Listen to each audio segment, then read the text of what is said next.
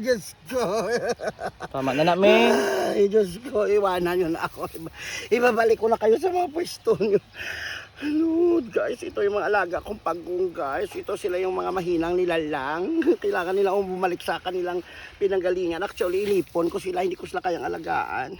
Busy kasi ako sa pag-World Star, kaya sabi ko sa kanila,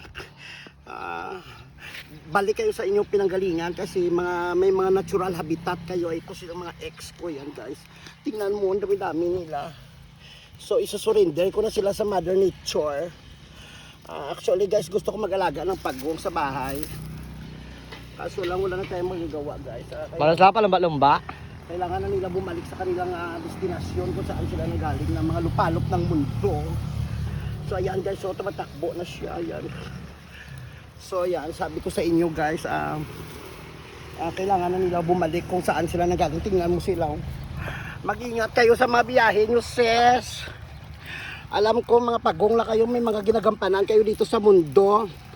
Kayo ang mga sinasabi nilang nagpapabalance ng ecosystem. Ayan, tumatakbo na siya. Ayun, si Ezekiel umalis na siya.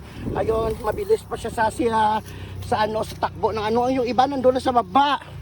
Ayun, kunin mo siya, naligaw siya. Ayun, ilagay mo siya dito sa kanyang destinasyon. Ayan. So ayan, alis na kayo.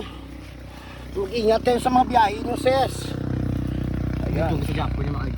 Ayan guys, sa mga pagong guys, pinauwi ko na sila kasi mahalang vitamins nila sa bahay yung ginagamit ko sa kanila, ano, Chiriper.